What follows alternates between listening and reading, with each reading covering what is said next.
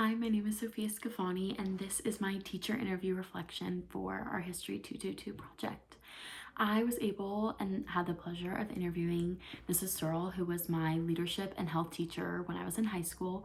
We were very close and bonded throughout the years. She was one of those teachers that I always felt a really strong connection to and felt really close to. And so being able to do this and go back and talk with her and communicate with her and talk to her about teaching was very special and really nice to have the opportunity to do. So first I started talking with her about the hardest part of the profession, and she had a lot of different things that have come up, and most recently within the past 2 years, because of COVID, there have been a lot of changes to how she normally goes about teaching and her style and what she prefers and things like that. And so by having to switch over to everything online and having to modify lessons for people that don't have internet, that can't reach any aspect of what was going on, was very difficult and something that she hadn't dealt with nor thought she would have to deal with as a teacher. So she definitely said the past 2 years have been very difficult and definitely taken a toll on her.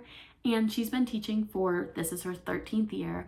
And one thing that has changed a lot that makes teaching more difficult is technology. It is a very big grace.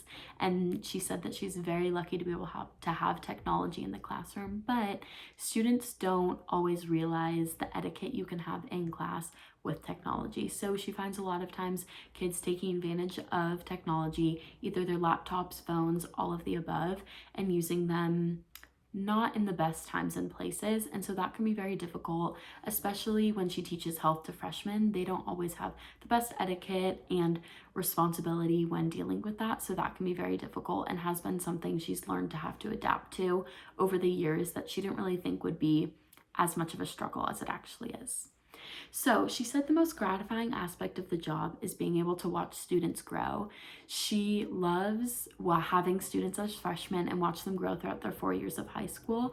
She said that being able to watch them grow and mature as students, learners, and people in general is something that's really fun that you don't always get to do. And she said she spends a lot of time with them, more than their parents even do sometimes. And so being able to watch them mature into young adults is something that's really, really special, and she holds very close to her heart. She loves being able to watch students grow into these people and who they're meant to be and find their purpose. One big program we have at our high school is we're in School of the Arts. It's attached to our high school. And so being able to watch kids grow into artists or musicians or things and kind of find their little talents is really fun and special to her. She said that the biggest advice she would have for a beginning teacher is to try and not be perfect. She said when she first started teaching, one thing she struggled with was always having the need and feeling to be perfect.